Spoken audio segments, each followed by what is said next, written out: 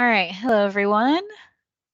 So thank you for joining us this morning to go over the Consolidated Annual Performance and Evaluation Report, also known as CAPER.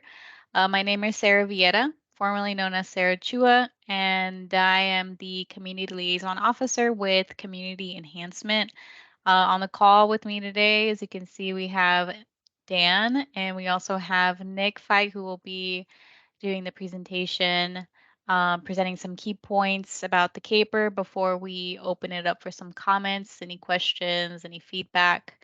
And the draft of the CAPER is available on our website. So there is an online form that can be used to submit any comments if you don't get a chance to say anything today or remember something later on. It's the same form that you use to register for the meeting, except for as of today, the registration for the meeting is no longer shown. So any questions about that, let me know. I'll go ahead and include the link to our website where the draft is and where the link is to submit any comments. And the last day to submit any comments would be September 27th at 5 p.m. So you have until then to share anything, give any feedback. So Nick, I'll go ahead and turn it over to you. Okay, thank you, Sarah. Everyone can see the slides, I hope. If you don't, just put it in the chat. So the CAPER is another part of accepting HUD funds. We do this every year at the end of our program year, which is June 30th is when the year ends up. The county calls the program year 22 is what HUD calls it, but the county calls it FY23. So those are the same things. And it's just a chance for us to go over what was completed and tally up and total up those things. And somewhat of a, I won't say somewhat, it is a very archaic statistical system that we use, but we do it every year and then submit that back to HUD so they can see what we've done. There are some strange reporting requirements. So sometimes things that are paid for after July or June 30th will show up in next year's CAPER, and even though maybe the funds were awarded prior to that, and then sometimes things that were completed in a different year will show up outside of the program year, just based on like what the activity is and the rules related to CDBG or home funds. So if there's something you don't see, there may be very much a reason for that, but either way, you can put that in the chat if you're looking through our little 30-page document. So every year, we have these 3 goals that we put our programs under and want our programs to link. So when you submit an application for funds, they need to really meet up with these goals. And you'll see in the next slides just kind of the programs where we've tied them to these things, but they're fairly broad, and that's so that we can accept a fair number of ideas from folks and not turn anything away that you might see that we don't necessarily see. Here you can see how much money we had available at the beginning of the year. And some of this is our annual awards and allocations from HUD, but some of it's also prior year funds that our coworker Jessica went through and reprogrammed. Also, we had those funds for this year. So we had a little bit more than we received from HUD this year. And that won't be the case next year because we have kind of consolidated accounts and programmed that fund. And you'll see the amount of funds that we expended during the year is below that. And some of that has to do with just higher interest rates making home purchases harder to complete for folks, and there's a lower supply of houses. So our down payment assistance program hasn't been able to help as many home buyers because they just don't have things to buy. And then some of our construction projects have just not started because of increased borrowing costs.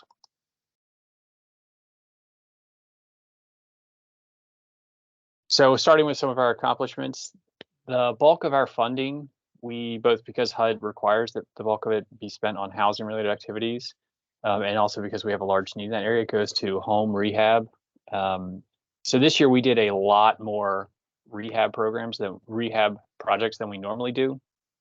In a typical year for the I'd say 5 years that I've seen of our data, we hover around somewhere between 40 to 60, with us moving up more to that 60 number. This year, because we had extra funding that we've reprogrammed, we were able to do a lot more. So that number is, you see 82. And some of our nonprofits had a little bit more money that they are continuing to use in the next 6 months. So that number overall for what we had last year will go up a little bit. That's in the face of higher labor costs and higher construction costs, but that won't necessarily be the case, I think, in FY24. We had one home that Maggie Walker acquired, rehab, and it finally sold at the tail end of this year. So that's kind of the gist for the bulk of our housing things. And I just want to show you, what these housing rehab projects in a kind of a big picture way boil down to. So a lot of that is accessibility, stability, and longevity. So how do you keep a person in the unit, and how do you make sure how does the unit fit the person, and how fit is the unit? So the picture on the left here this was a person had very old carpeting and they were aging in place. So their house got some window improvements, but a bigger thing for them was it needed to have a smooth floor that wasn't a tripping hazard. So that was a big thing to remove that. So the whole house got new flooring. This was a person who needed a new ramp, and this is a huge ramp for someone to get in. This is a major project, but this is all low maintenance materials, so it's vinyl and composite decking, so it doesn't have to have any maintenance for it. This lets a person stay in their home. So we do some work like that, but this is kind of notable for the extent of this. And then we also do a lot of bathroom upfits and changes. So this was a tub, but you can see it's a lower threshold so someone can get in there, and there's grab bars here and a seat here. So we do a fair amount of that also. Again, a lot of these rehabs, yes, there's like full-on building systems and things like that, and I'll show you a house that we did that. But a lot of it is also, can a unit of housing continue to house a person who is aging in place or has a disability or something like that? And this ends up being a lot cheaper than trying to find a unit for someone that probably doesn't exist in a thing that isn't their home and isn't their community.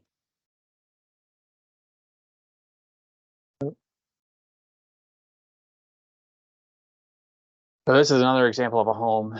This home received new gutters, 17 new windows, a storm door.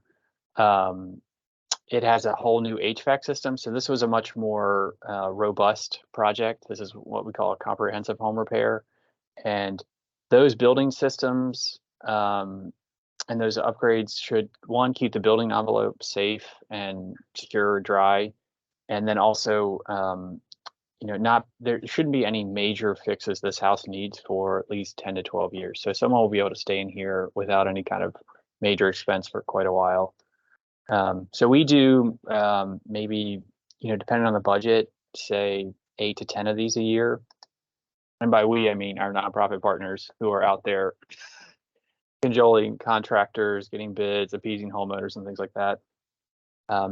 The other bulk of our grants, and this is not, this isn't the bulk of our money, but to the amount that we were able to spend on public services, which is limited by HUD to 15% of our CDBG allocation. This is a brief overview of some of the projects that we've funded. We provide funding for low to moderate income students through our partnership with communities and schools. We provide some funding to Homeward to help with homelessness prevention. And we also provide funding to LISC through their financial opportunity centers to try to help people realize all the incomes and benefits they might have, but also try to increase their wages so that they can, be more self-sufficient, improve their housing situation, and other things like that. So, all the things that help a person not need assistance in the first place. And one of our programs, we've talked about this before, this is a program through Humankind. Humankind is part of the Presbyterian Homes. I don't know how to describe their nonprofit. It's based in Lynchburg, but they have a big branch here in Richmond. And The Ways to Work program is, also a kind of an economic and financial coaching type of enterprise. Someone comes in, they try to assess where you are and then say, here's where you could be, and work with them to get there. And one part of that program is a vehicle loan and vehicle purchasing help. So this is rebuilding someone's credit according to their system of rebuilding someone's credit, not necessarily that of the three big credit rating agencies, and then helping them buy a car. So if anyone's bought a car in the last 3 years, it's painful. You just go in and they tell you this is what we have and this is what you're going to pay. So it's a bit more fraught for folks who are buying a used car. So they help with that too. So both your credit score, your funding to obtain the loan, they finance it, and then also help finding a car that is, reliable and worth the money you're going to pay for it. So, you need a car to get to work, and that's why I love this program. Is it's really is helping someone get back on their feet. This year was also the last year we had CV funding, and some of you received some of that from 2020 through, say, the end of this year. We gave money to Health Brigade, which helped fund low to mod folks' healthcare needs and things like that. I mean, literally over the 3 years that we've worked with them with CV funding, thousands of people have taken advantage of that. Latinos in Virginia, they provided emergency payments to households that needed help with food or utilities or rent. If you're not aware, there is a regional housing resource line. So if you have folks that have questions about housing, these are folks that will point them in the right direction, sort out what their needs are, kind of navigate the world of housing. We also provided some funding for Humankind, communities and schools, to have programs that deal with pandemic-related issues. And then our last program, which is going on now, will be done by the end of the year, is through CHASM, the Colonial Heights Alliance for Social Ministry. So similar emergency payments, things like that. But Jessica, who's not here, would tell you she's very proud of spending all of this money. So we will have used everything that we received and put that back into the community in some way, shape, or form. So what's next? Here's just kind of a brief list of who's funded in this current year. So you can see we've got many of our partners that we funded last year. We also have some facility improvements we're making at Camp Baker. Those will help the buildings there serve more low to mod kids. Some upgrades in HVAC and things like that. And then we also have our housing, so down payment assistance and rehab. And then we have, I just want to point out one of our new things is this distressed property acquisition. So we're trying to pull together our code enforcement and kind of blight team to purchase and then, make available for a future home ownership opportunity properties that are in severe distress and neglect in the county. So hopefully we'll have something available to report on next year with that. And then one new thing here, we started our rental assistance program with a giant chunk of money from the federal government during the pandemic. And through that, we learned, how should I say this? We learned over and over and over again that a lot of evictions are caused by not a lot of money being needed for someone. And so we have a partnership with ACTS and Housing Families First and our Department of Social Services to try to meet that emergency need. So they have some funding and we have some funding, and I think the max is maybe a couple $1,000. But for a lot of people, if you didn't have a large amount of deferred rent from the pandemic, this funding we hope can keep people in their house and avoid eviction, kind of that small emergency funds. So just again, what's coming up next? We're going to submit this report on the 28th. We just figured out why HUD's website would not let us upload the document. So if you have anything you want to say, you got to say it before 5 p.m. on September 27th. Then funding for next year, we will put the application out. November 1st is our target date, so it might be a little before that. And then it'll close December 15th, so you will not have to worry about this application while you Christmas shop or holiday shop. It's all in an online application portal that we have built, and I want to praise Sarah for doing this because she has spent the lion's share working with our IT staff to get this up and running, and it's very straightforward and very easy.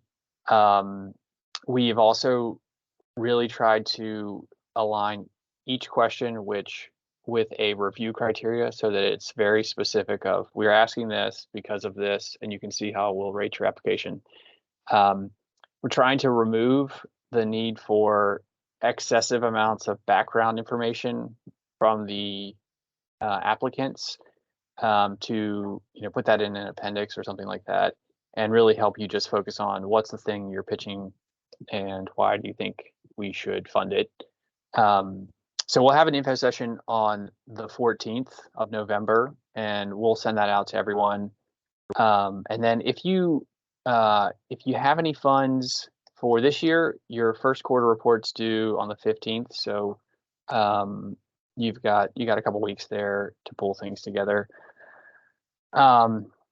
Big picture, not on this slide, but the things that we continue to see in our community are population that's aging and what that looks like for everyone that works with the population. We work in housing and community development, but if you are providing a service or selling a good or working with people, you may have seen that change. Everything from we don't provide tennis lessons, but we provide a lot of pickleball lessons to we just go out and help people with basic things that we're mowing grass for people. We never thought we'd be mowing grass. We clean a lot of gutters out. We didn't used to do that.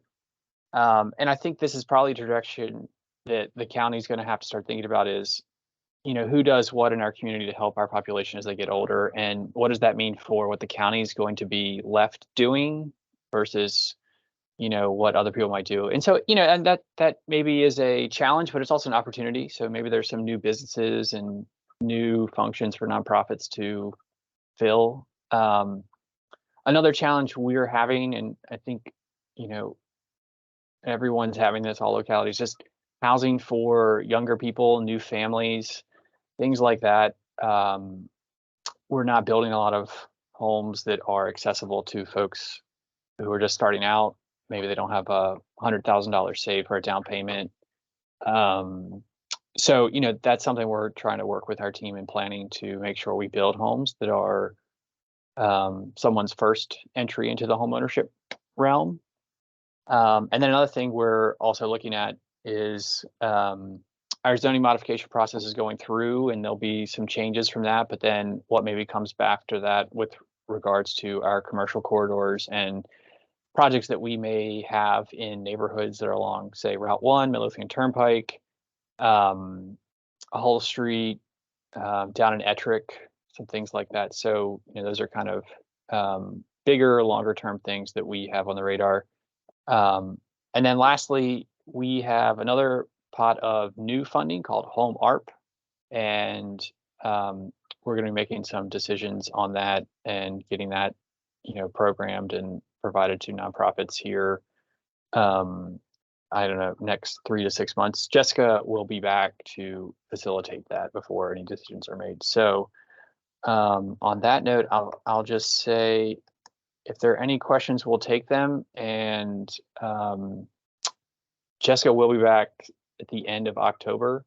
So if you're missing her dearly, which we all are, there's light at the end of the tunnel.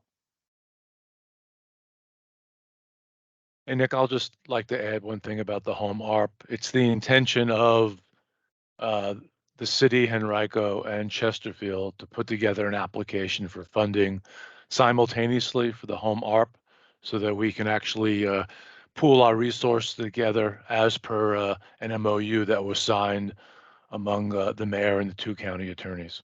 And that should be off the ground, hopefully around the early part of November. That's the goal here. Certainly before the end of the year is what our hope is. Thanks. So Nick, are you taking public comment now? Is that We're always taking public Perfect. comment in Chesterfield. so? If I could jump in. So my name is Kelly Kinghorn.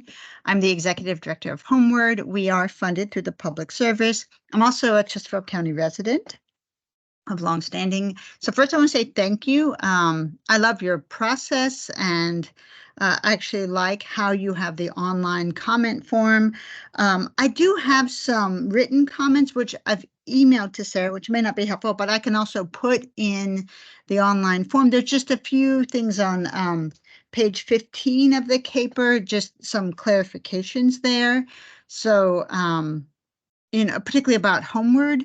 I also had a question about the timing of a Chesterfield County program that's funded by the state, so a different process, not through HUD, but it does impact people experiencing homelessness in the county. And again, I'll put all that in the online form, but there's just been, first I want to say, as a long time Chesterfield County resident in the Clover Hill district, I'm just really impressed with the housing department and your sort of partnership with community-based nonprofits, other sister agencies at the county, and really looking at the needs of Chesterfield and not what we think the needs might be, which is something that historically Chesterfield County would be accused of. So actually understanding the aging demographic, perhaps changes in primary language, all of that, just you're to be commended on that. Second, I like the combination.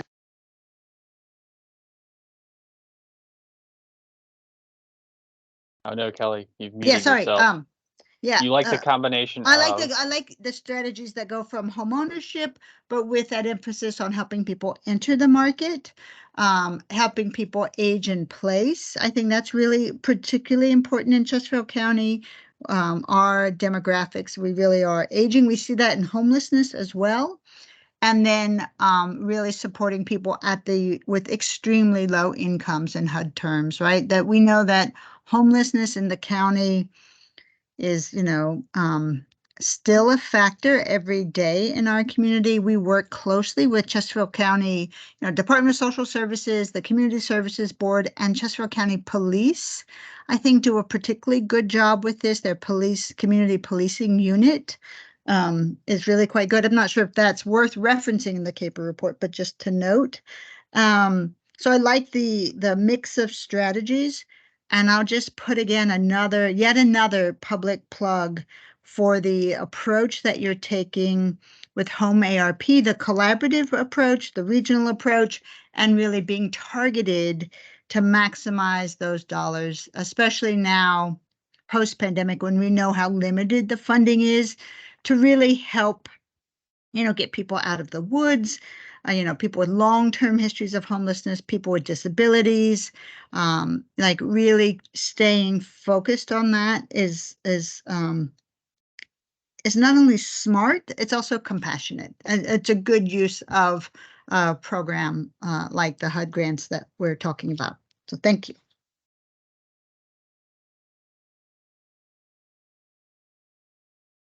Thank you.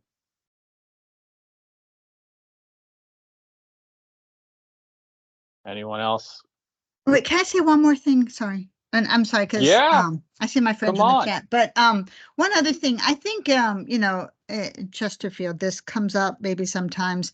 What I also really appreciate, just on homelessness, right? Again, I mean, as professionally speaking, I think keeping the emphasis on coordinated services that are connecting people to permanent housing, like given all the things we can do, there's reference in the CAPER of how particularly social services is connecting with faith-based organizations, and that is incredible, and that's really great work. They do that with the police department, with CHASM. There's a lot of great work there, but really focusing public dollars on housing-focused services, right? And not just like managing the crisis of homelessness or just doing programs that meet, immediate needs, but aren't getting at the long-term housing stability of residents who are our neighbors. And so I know Chesterfield County, it's not always easy to say no to a program like, oh, we want to do transitional housing, or we need more and more shelters. But really balancing, you have to meet immediate needs, but also make it possible. Like if there's a front door to a shelter, there needs to be a back door, and that back door is housing.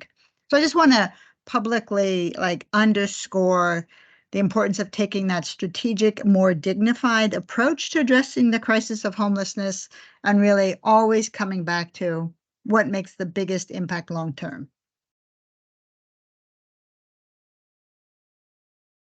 Thank you again.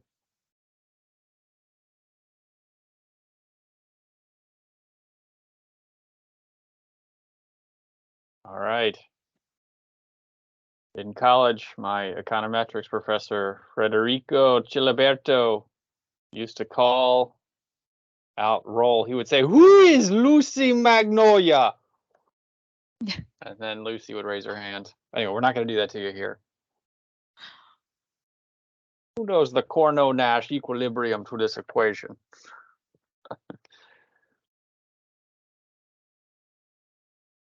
Anybody else want to say anything before we conclude? Okay. Just a reminder, the meeting will be on the website along with the presentation notes. And again, the forum will be open until September 27th. If no one else has anything to share, we'll go ahead and end the meeting. Okay. Thank you, everybody. And nonprofits that showed up, it's completely optional, but we always want to say thank you so much. We really appreciate the people that are dealing directly with clients and services and those challenges day in and day out. So we get a few calls here and there with people needing the things that you do, and it always rattles us on us. We're like, thank God there are folks who can do this in and out. As always, yeah, you got our email. You need anything from us, give it to us. We want to hear it, want to make it easier. And thank you for everything. All right, Thanks, have everyone. a good day. Bye. Bye.